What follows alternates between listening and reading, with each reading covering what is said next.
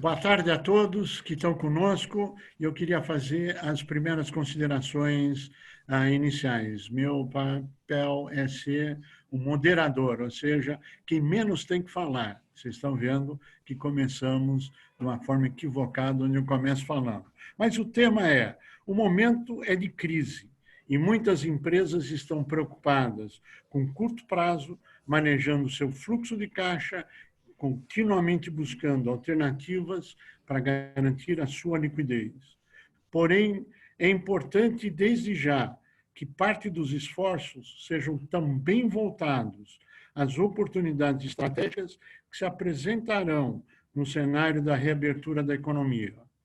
Para tal, iremos tratar tanto os temas relacionados à melhoria de performance estratégica, operacional e financeira, integrados às soluções jurídicas, tributárias e trabalhistas, a fim de que as oportunidades sejam implementadas e identificadas no tempo correto.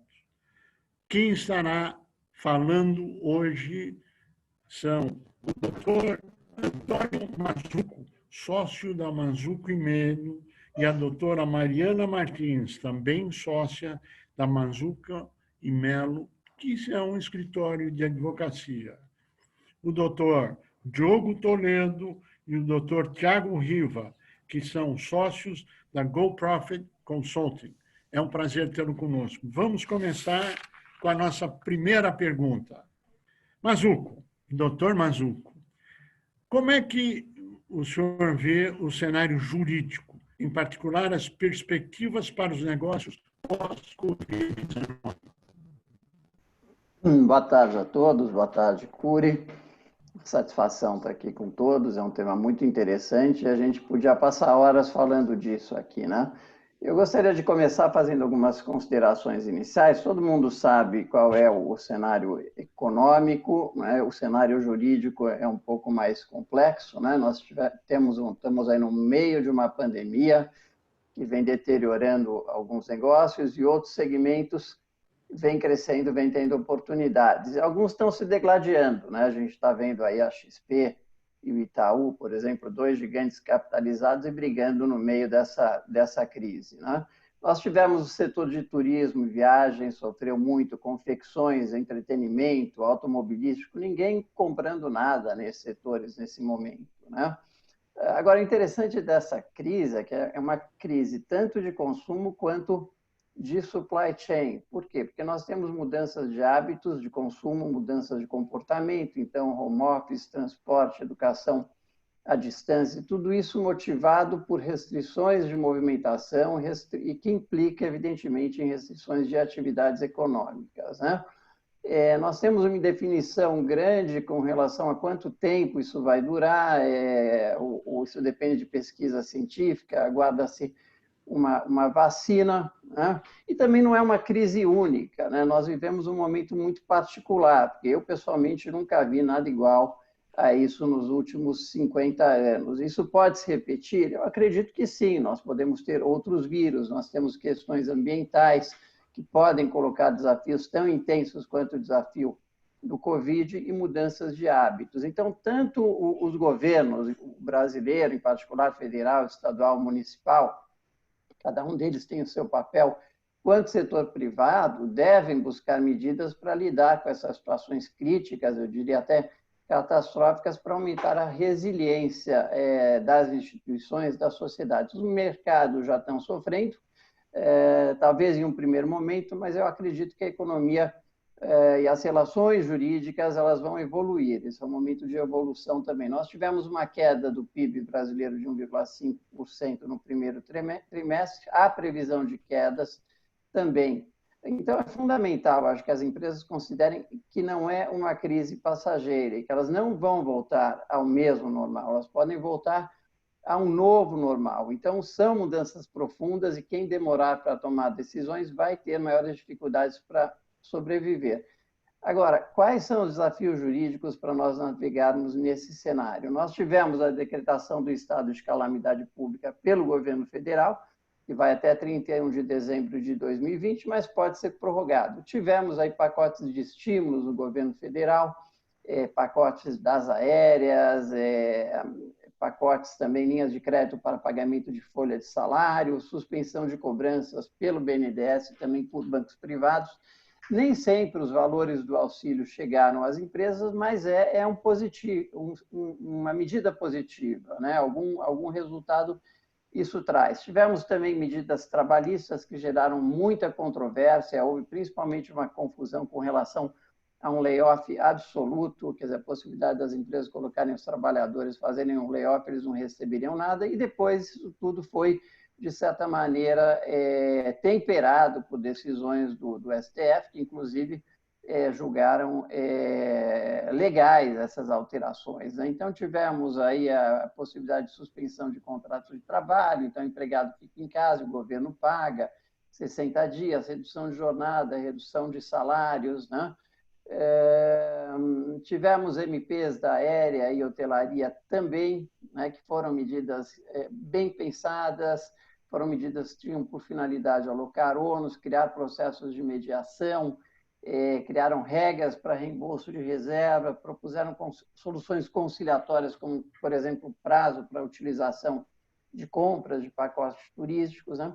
Agora, eu acho que o problema acontece quando a coisa é feita de forma atabalhoada. Isso impacta as relações jurídicas, impacta a segurança jurídica, que é o que o país precisa para crescer. Um exemplo disso, por exemplo, eu diria que é uma lei que foi editada, que é a 14010, que é o regime jurídico emergencial das relações de direito privado. É uma lei curiosa, porque ela mexe em prazos prescricionais, então, regra de direito processual, mexe em questão de assembleias, de sociedades, trata de direito de consumidor, trata de questão de uso capião, assembleias condominiais, suspensão de prazos de CAD, questão de pensão alimentícia, é uma verdadeira salada russa, né? Então, isso acaba, eu acho que, gerando uma confusão jurídica imensa e acaba agravando o quadro para as empresas tomarem as decisões. É exatamente o oposto que as empresas estão buscando nesse momento, né? Eu entendo que a alocação de ônus, nós temos um regime jurídico maduro, e eu acho que a alocação de ônus decorrente dessa crise, ela deve ser feita por quem? Deve ser feita pelo Poder Judiciário. E nós temos exemplos muito positivos desse papel do Judiciário, que é a questão da intervenção do Judiciário nos contratos privados. Então, nós temos, o Código Civil traz a teoria da imprevisão e onerosidade excessiva, é o artigo 478. Então, o 478 diz que onerosidade excessiva em razão de acontecimentos extraordinários e imprevisíveis, são aqueles não decorrentes da natureza do negócio, o juiz pode interferir nos contratos. E nós nunca passamos por um momento em que essas teorias foram tão discutidas como agora. Eu acho que essas teorias têm um enorme interesse para a questão de reestruturação empresarial, reestruturação das relações jurídicas, readequação dos planos de negócios e preparação para o novo normal. E o curioso é que mesmo os advogados, muitos advogados, não conheciam essas questões. Houve um enorme amadurecimento quanto a isso. Eu vou dar um exemplo, eu gosto de falar de casos. Nós tivemos um caso para um cliente nosso, questão relativa à questão que aflige grande parte das empresas, que é a questão imobiliária, né? Questão de contrato de locação, onde o nosso cliente buscou uma negociação, insistiu numa negociação com o locador, e não houve acordo, a questão acabou sendo judicializada. Nós conseguimos descontos em favor desse cliente. Nem todos conseguiram. Por quê? Porque aí é a questão da como se aplica a norma, né? Ou como é que nós trabalhamos nesse caso. Nós não apelamos para a questão de queda de faturamento de empresa, porque não é aí que está o cerne da onerosidade excessiva. O cerne da onerosidade excessiva está onde? Em você não poder utilizar determinado produto ou serviço que é disponibilizado. E aí não importa se você teve uma queda de faturamento ou se você não teve queda de faturamento. E nós vimos muitos pedidos serem negados porque os escritórios apresentaram como justificativa a queda de faturamento, mas não provaram isso, né? Então, acho que é um momento de amadurecimento e há instrumentos, essa teoria de contratos dá inúmeros instrumentos para as empresas se reestruturarem. Agora, vamos falar um pouquinho de crédito. Crédito, que é uma questão importantíssima, o Cury falou, você, Cury, falou logo no início aqui da nossa conversa. Crédito é escasso no Brasil, nós temos a Selic em queda, mas isso ainda não se refletiu nos juros praticados pelos bancos comerciais. O ambiente melhorou, se a gente olhar de alguns anos para cá, anos 80, 90, houve uma quebradeira de bancos, depois uma consolidação, e agora a gente está numa fase em que vários fundos FDICs estão fazendo crédito, né? Muitas empresas buscam créditos até mais baratos em fundos do que em bancos. E nós tivemos uma evolução grande, que é a lei de falência, se comparado ao antigo decreto de falência concordata, que é o 7661. Hoje nós temos uma lei de falências, que é uma lei fantástica, se a gente considerar o cenário anterior. E o que aconteceu nesse momento de pandemia, que é um paralelo entre medidas bem feitas e medidas atabalhoadas. Nós tivemos uma recomendação do Conselho Nacional de Justiça, que é a recomendação número 63, que foram recomendações passadas para o Poder Judiciário extremamente pertinentes. Você não precisa de uma lei para fazer isso. Então, dentre essas recomendações, o que nós tivemos? Prorrogação do stay, ou seja, o prazo de blindagem, se fosse necessário, em função do adiamento da Assembleia Geral até a homologação do plano, recomendação para que os juízes adotassem caso fortuito e força maior para relativizar pedidos de falência com base em eventual descumprimento de plano, e também recomendação de cautela para o deferimento de medidas de urgência, como, por exemplo, despejos, reintegração de posse e penhoras, né? Nós temos uma lei de falência que tem 15 anos, ela se ressente de problemas, mas, como eu falei, é uma lei muito boa. Em paralelo à recomendação do CNJ, nós temos também um projeto de lei, que é um 1397, que, para mim, a questão já está muito bem resolvida com as recomendações do CNJ, mas inventa-se, né, há pessoas que inventam, vamos criar nova lei, como se no Brasil já não tivesse lei suficiente. Então, nós temos esse PL 1397, que cria um pedido de negociação coletivo, e gera uma enorme insegurança jurídica. Gera por quê? Porque suspende uma série de dispositivos legais para um período em que vigorar a pandemia. Quanto tempo vai vigorar essa pandemia? Ninguém sabe, ninguém sabe. Então, eu não sou contra ajustes, eu acho que os ajustes têm que ser bem feitos, nós temos um sistema jurídico bastante consistente. Agora, os empresários que estão nos assistindo, eles perguntam, o que eu devo fazer? Bom, com relação a crédito, com relação à Caixa, eu queria deixar bem claro que a lei não faz milagres. Tem questões estruturais de crédito, de juros, que a lei não resolve, né? Falou-se muito quando a lei de falências foi editada que a lei de falência iria resolver tudo. Não resolveu. O crédito é uma coisa que não resolveu. Eu vou citar aqui 3 casos que nós trabalhamos recentemente, que eu entendo que foram casos muito bem planejados e que deram bons resultados. Um foi uma recuperação judicial que nós estamos fazendo, uma indústria. Depois de um ano trabalhando com essa empresa, nós finalmente apresentamos um pedido de recuperação judicial. Antes disso, fizemos o quê? Negociamos com fornecedores de capital, conseguimos linhas de crédito, abrimos o jogo, vamos fazer RJ, negociamos com fornecedores, conversamos com clientes. A RJ está indo maravilhosamente bem, eu tenho certeza que o plano vai ser aprovado e essa empresa vai passar por uma nova fase. Tivemos um caso também, uma RJ já aprovada, em que nós discutimos trava bancária, tá? E tivemos uma decisão muito positiva do Tribunal de São Paulo, confirmando que trava bancária não é garantia, porque hoje o que os bancos fazem? Os bancos enxugam a liquidez, eles, além da cessão de crédito, eles ficam com o depósito das empresas em garantia. Isso não pode. Nós conseguimos uma decisão do TJ de São Paulo dizendo que o depósito tem que ser liberado e o banco só pode reter as parcelas vencidas. Hoje nós estamos negociando também, estamos trabalhando em um plano de recuperação.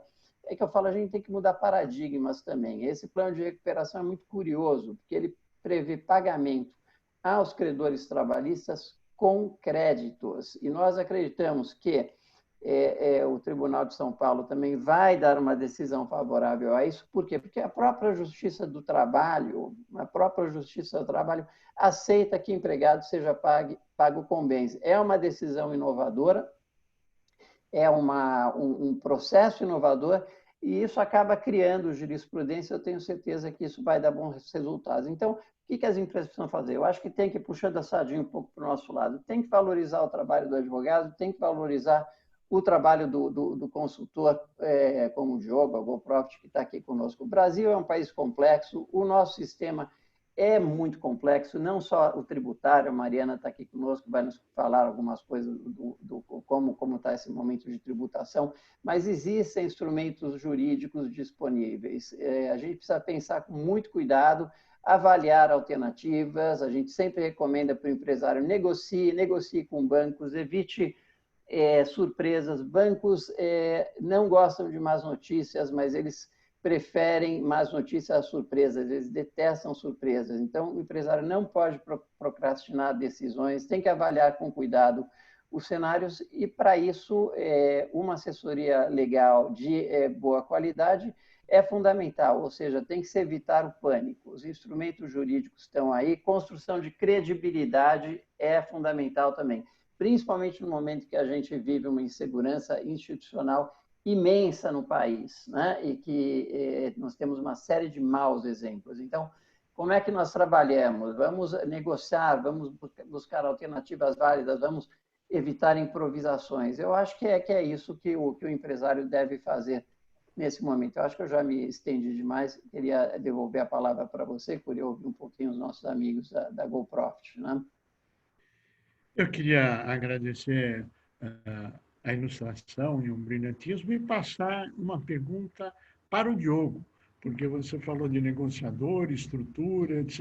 Vamos ouvir a outra ponta, que não é a ponta jurídica.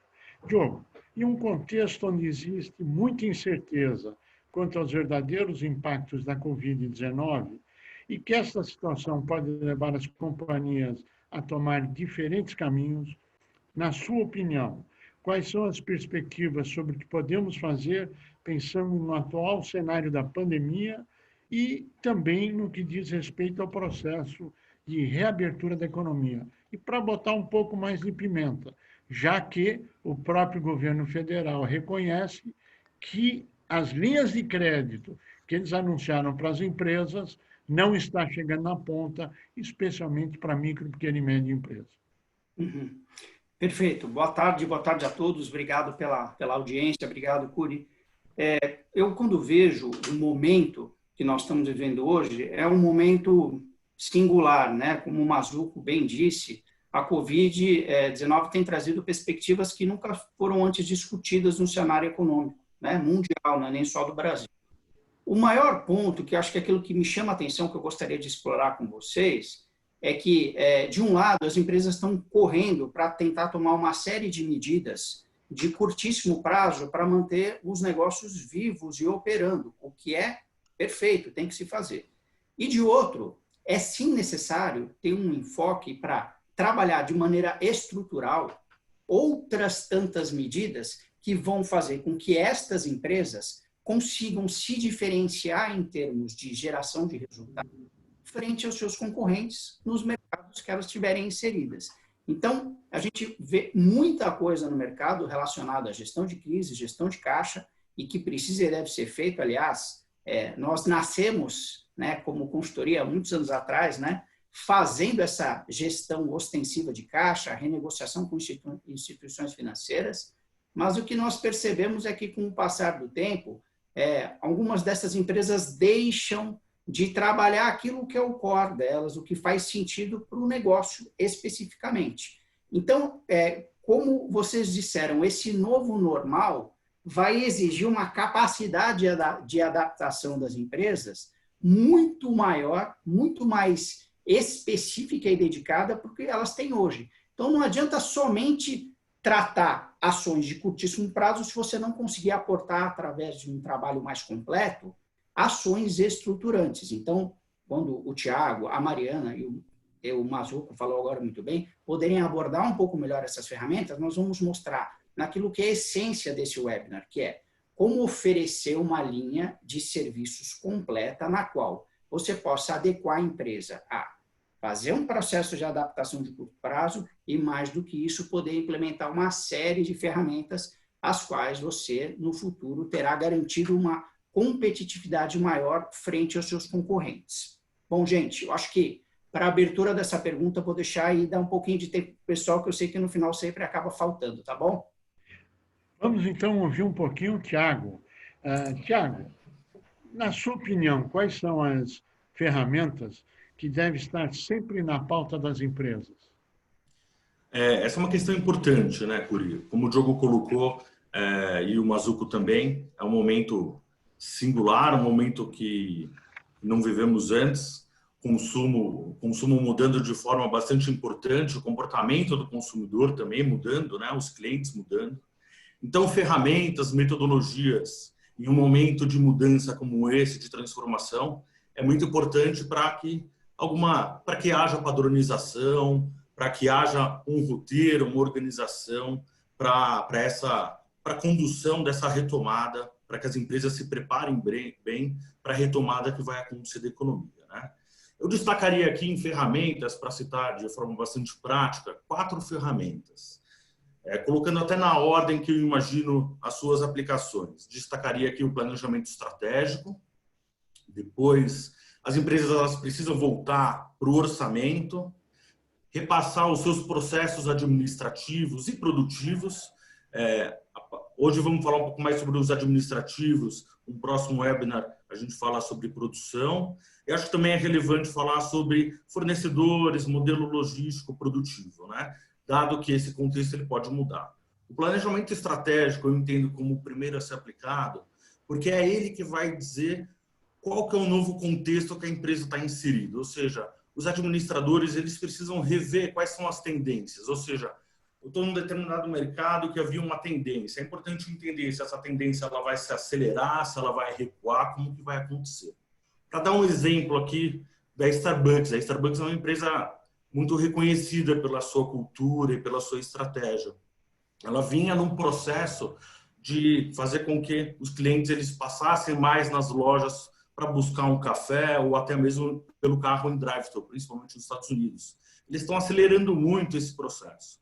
E é um caso bastante emblemático porque a Starbucks ela cresceu chamado third place. É aquele lugar em que as pessoas ficam entre a casa e o trabalho. Quando você vai na Starbucks numa loja, você pode ver que tem muita gente ali trabalhando pelo computador, com Wi-Fi gratuito e tomando seu café. Então, essa é uma mudança bastante brusca, mas de uma empresa que está se adaptando e está acelerando essa adaptação. Para isso, acho que é fundamental que as empresas estejam muito próximas de seus clientes e de seus fornecedores, que é onde vai buscar informação do mercado, né? E também entendendo muito bem os seus funcionários. Isso é uma coisa que a gente vê muito hoje no dia a dia com home office. As empresas estão se adaptando, fornecendo equipamento, tecnologia para que os funcionários trabalhem bem de casa. E as respostas que têm acontecido até agora são boas, tanto que tem empresas aí que querem tornar o home office praticamente por tempo indeterminado, né? Depois, uma vez definido esse planejamento estratégico, é importante ir no orçamento e entender o que eu preciso mudar em termos de investimento, como que eu posso flexibilizar minhas despesas, meus custos, rever todo o portfólio de produtos e seus resultados, né? Para colocar ele no orçamento de forma a garantir que a empresa, do ponto de vista financeiro, de gestão, está adequada. Rever os processos. Como eu comentei do home office, os processos já vão mudar. É importante que as empresas estejam atentas a como que o home office vai funcionar em termos de colaboração e de commitment, né? As pessoas precisam continuar sendo responsáveis pelos produtos internos que elas fazem. Então, um mapeamento muito claro dos processos, com as responsabilidades bem definidas. E esses processos readequados a esse novo normal, como o Mazzuco e o Diogo colocaram, é muito importante. Isso a gente vê de forma bastante relevante num processo muito imediato. E eu falo aqui de algumas ações que entendo que tem que acontecer ainda em 2020. Essa adaptação tem que ser rápida. Quem sair à frente vai ter uma vantagem competitiva bastante forte. E, por fim, o modelo logístico fiscal é importante. para garantir que os benefícios fiscais estejam sendo aproveitados, e uma vez que mude a cadeia produtiva, como, por exemplo, novos fornecedores, algumas empresas sofreram aí com fornecimento, né?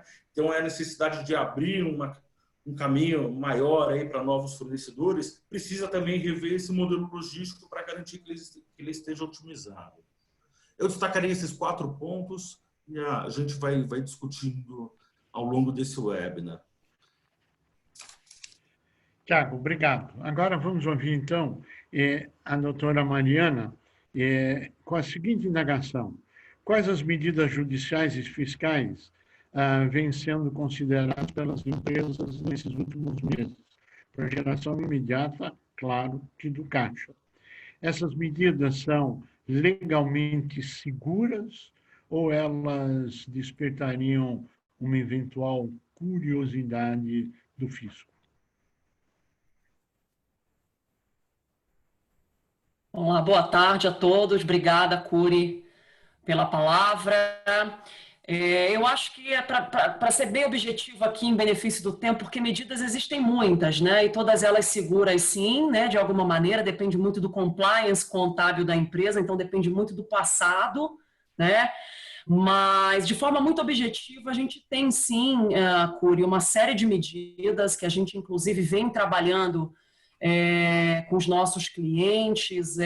Hoje a palavra de ordem é levantar caixa, colocar dinheiro, né, dentro da empresa de forma descomplicada, não judicializada, né, porque a gente tem aí as algúrias do processo judicial, que a gente sabe que demora 3, 4, 5 anos, né, quando não mais, dependendo do tipo de ação.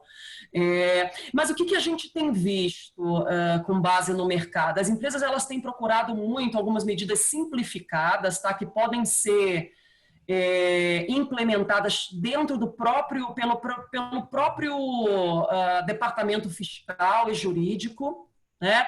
E são medidas voltadas para revisões, né? Revisão de compliance, análise de carga tributária, obtenção, né, de novos incentivos fiscais, de novas isenções que muitas empresas desconhecem, que elas poderiam fazer jus.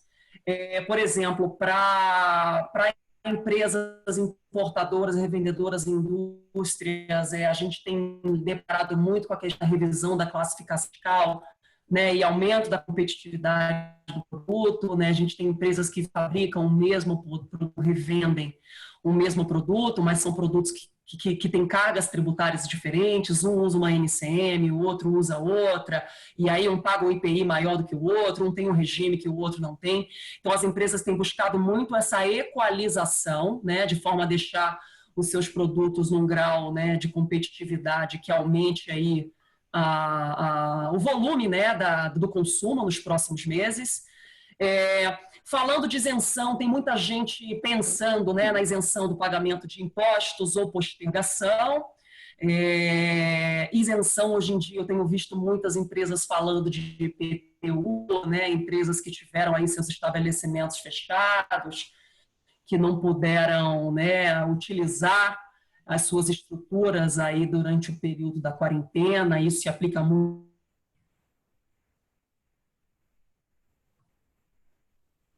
em São Paulo para isentar IPTU nessas hipóteses, né? Mas muita gente tem entrado com ação judicial e, assim, as chances de êxito, elas são relevantes, né? Sem prejuízo de outras, né? De outras isenções ou postergações. O governo soltou algumas medidas, né, não muito eficazes, não muito efetivas aí nos últimos meses para postergar alguns pouquíssimos tributos e a entrega de algumas poucas obrigações acessórias, né? Então, assim, do ponto de vista prático, não resolveu a vida de grandes empresas que têm um compliance gigantesco, que fazem transfer pricing, né, que fazem Cisco-Serve. Esse pessoal continua aí com dificuldades, né, de implementar tudo isso por questões de home office, de afastamento de equipe e tudo mais.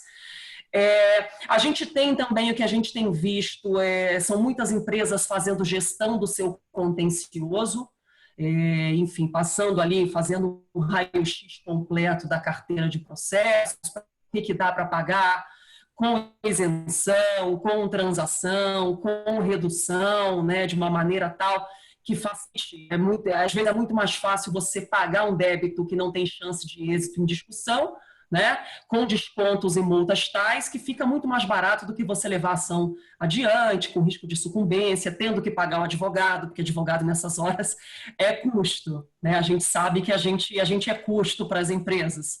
E a gente tem recebido também, Curi, muita demanda, muitas dúvidas aí com relação ao levantamento de créditos, né? A recuperação de créditos é um trabalho grandioso, dependendo do tipo de empresa. Ele dá trabalho no sentido de levantar documentação, de analisar documentos, né, de avaliar aí possibilidades de aproveitamento administrativo. Então, muitas empresas deixavam esses trabalhos um pouco de lado, sabe? Então, hoje, a gente tem visto aí um interesse muito grande das empresas de revisitar essas oportunidades, tá? Tanto para a folha de pagamento como para outras. Então, assim, são trabalhos que vão ganhar aí força nos próximos meses, né? Ô, Curi, se você me permite só fazer um gancho com a Mariana,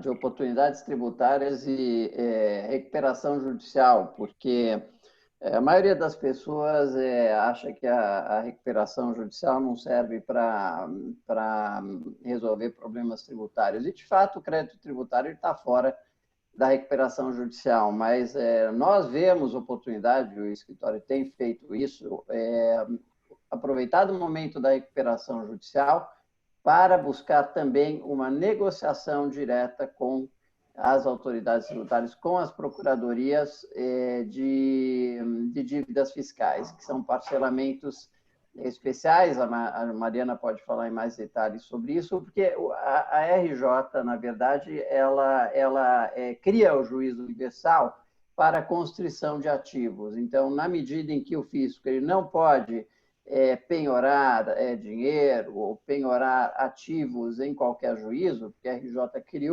atraiu para si essa possibilidade, isso é uma oportunidade de se trazer o fisco para a mesa para uma negociação. Bem, eu acho que está bastante elucidativo. Então, eu queria passar agora de volta para o Diogo e perguntar por que é importante o desenvolvimento de um plano que possa contemplar ações de gestão de crise, como também ações estratégicas mais voltadas para o momento da reabertura da economia.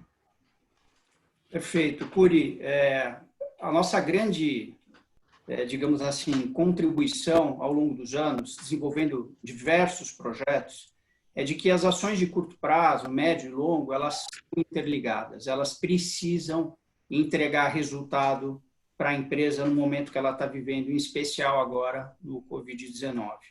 Então, eu vou colocar um exemplo que eu acho que fica mais fácil de entender, de um cliente nosso atual, do setor têxtil, que ele começou um projeto conosco há um ano atrás, né? Onde a empresa, na época, passava por uma dificuldade, e daí nós colocamos ali um pacote de ações de curto prazo para estabilização do caixa, negociação com fornecedores, mas, de outro lado, entrar com uma série de ações estruturantes voltadas para o aumento de uma receita nova, com qualidade, com margens, melhoria de produtividade e eficiência de uma maneira muito bem integrada com a geração de margem e resultado, e um grande plano de otimização de custos e despesas.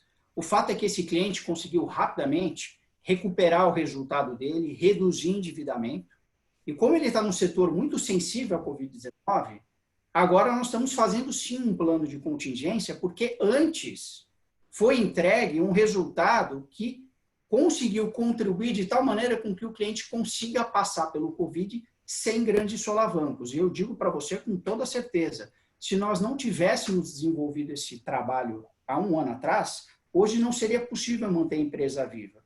Então, esse é o principal elo que me faz ter muita certeza no sentido de que se você só toma ações emergenciais que vão protelar o problema, elas são importantes para determinadas ocasiões, mas elas não ajudam a dar longevidade para o negócio. Agora, se você consegue encaixar o plano como um todo, mesmo sabendo que as ações estruturantes vão demorar para ser implementadas, elas não vão sair em 30 dias. Algumas vão demorar 6 meses, 8 meses. é fundamental, porque daí você tem mais conhecimento do negócio, sabe exatamente como desempenhar um plano no qual você vai conseguir agregar caixa ou preservar quando necessário, de acordo com as mudanças do mercado, que é o que aconteceu agora de uma maneira muito clara, né? Então, eu acho que isso se amarra até bastante àquela primeira pergunta. Nós temos essa característica, e daí nas diversas conversas com o Mazzuco, e por conta dessa iniciativa nossa de promover esse webinar, era justamente para dizer que existe a ferramenta judicial, da recuperação judicial, extrajudicial, da repactuação simples que você pode fazer com a instituição financeira e com o fornecedor. Mas você precisa trabalhar de uma forma, digamos assim, mais abrangente para saber qual é a necessidade daquele negócio e qual é a ferramenta que melhor se aplica para aquele tipo de empresa, né? Eu acho que isso é o mais importante. Eu acho que esse é um erro que às vezes é cometido, quer dizer, você tentar repetir muitas vezes uma solução única para clientes diferentes. Então, nesse momento, não adianta canalizar toda a situação para a gestão de crise, muito menos também ter uma visão ingênua de querer tomar ações estratégicas de longuíssimo prazo enquanto a empresa está precisando respirar na semana seguinte. Então, acho que o ponto você precisa, por necessidade, integrar essas duas frentes de trabalho. O que é curto, o que é médio, o que é longo prazo, num plano onde a consultoria ou o advogado trabalham como um grande PMO, que é aquela mola que empurra, que dá disciplina, velocidade para a implementação e também para o desenvolvimento de resultado, que é o quê? Que é manter o cliente bom, que é manter o cliente com resultado crescente e com perpetuidade nos seus negócios. Obrigado aí pelo posicionamento, Diogo. Vamos ouvir agora a doutora Mariana. Ela abordou temas jurídicos e perguntar objetivamente. Você acredita, Mariana, que virão novas medidas de alívio fiscal?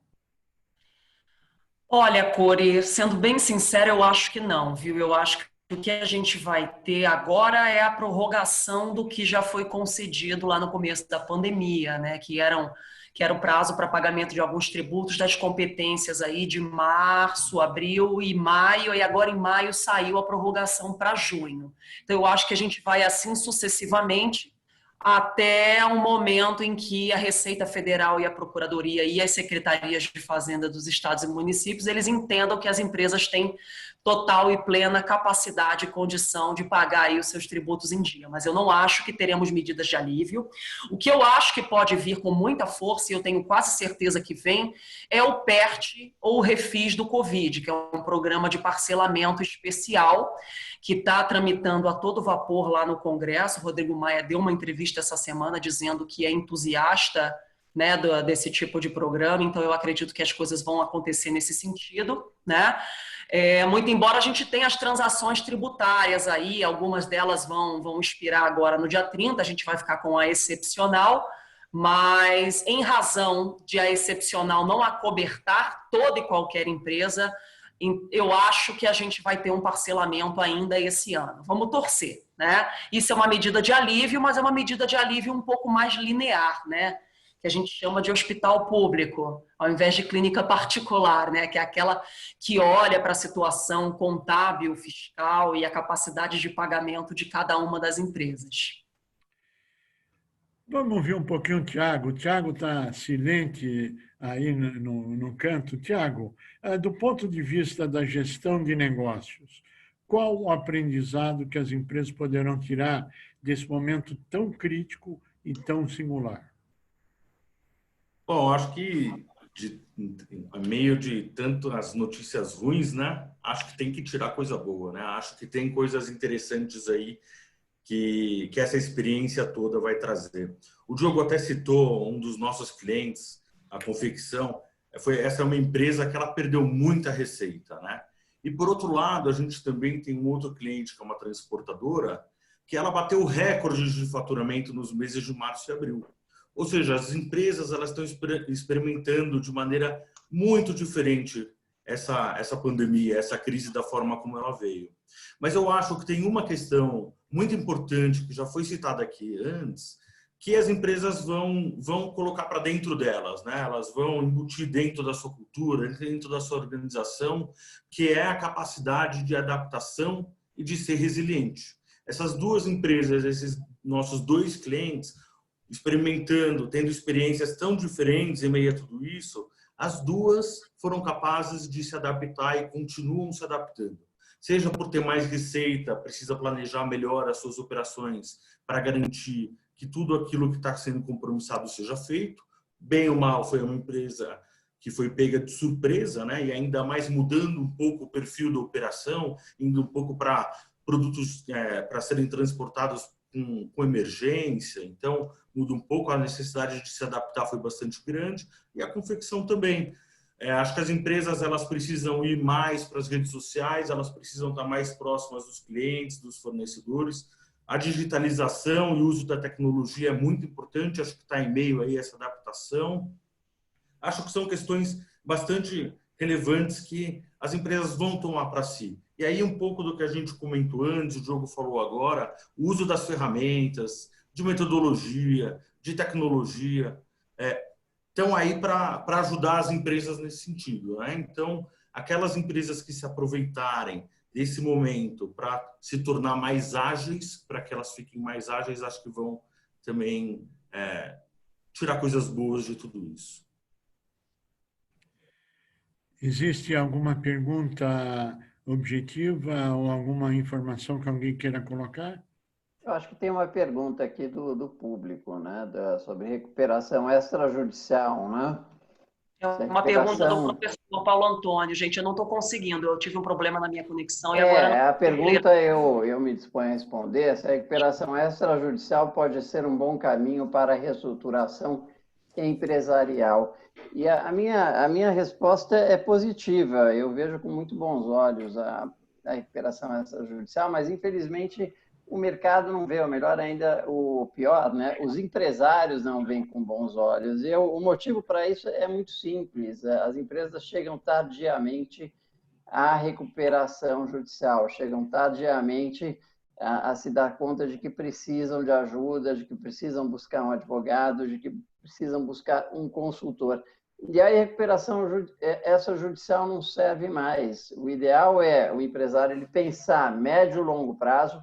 A partir dos primeiros sinais de uma crise, ele já parte para uma renegociação, não espera uma medida milagrosa, não espera algum fato novo, não pode ser excessivamente otimista, né? Os consultores aqui, me corrija se eu estiver errado, mas o empresário precisa ser conservador na projeção de fluxo de caixa, ou seja, conservador na receita e agressivo na despesa, né?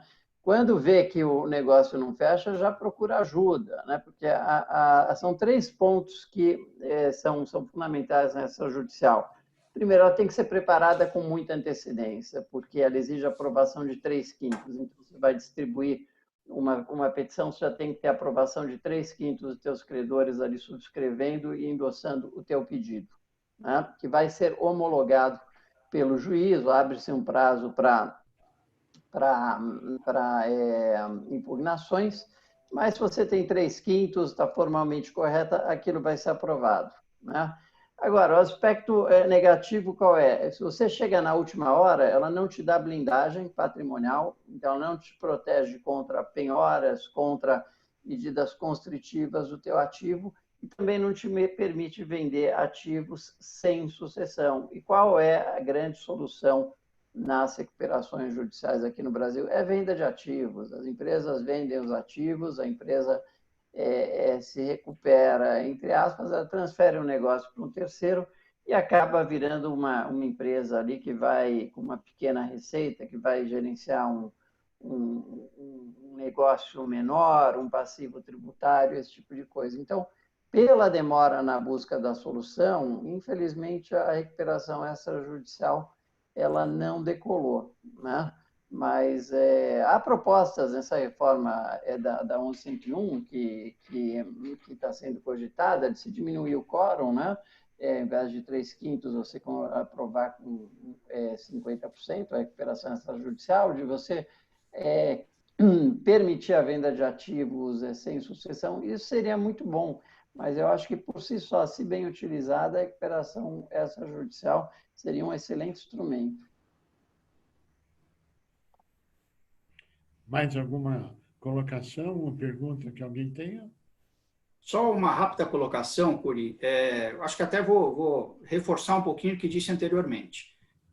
A solução que muitas vezes é proposta para o empresário pode ser através de um processo de recuperação judicial, extrajudicial, repactuação simples ou o que quer que seja, tem que estar adequado às necessidades do negócio. Então, uma das coisas que a gente faz muito, e o Mazzuco sabe disso, é analisar tecnicamente como está a estrutura de capital daquele cliente, né? E se essa estrutura de capital gera a necessidade de qual tipo de ferramenta.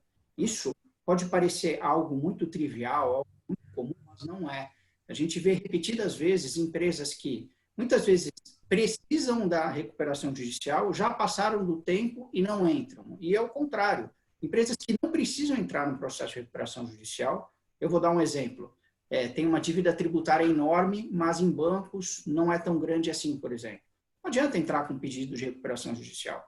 Então, acho que o segredo é o desenvolvimento de um trabalho técnico do ponto de vista consultivo e jurídico para entender qual que é a melhor ferramenta que vai ajudar a empresa a poder melhorar a sua performance, seja financeira quanto operacional, é fundamental para acertar e para esse plano ter sucesso.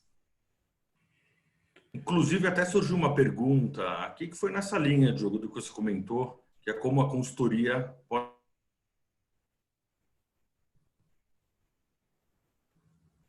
Travou? A pergunta. Eu acho que travou.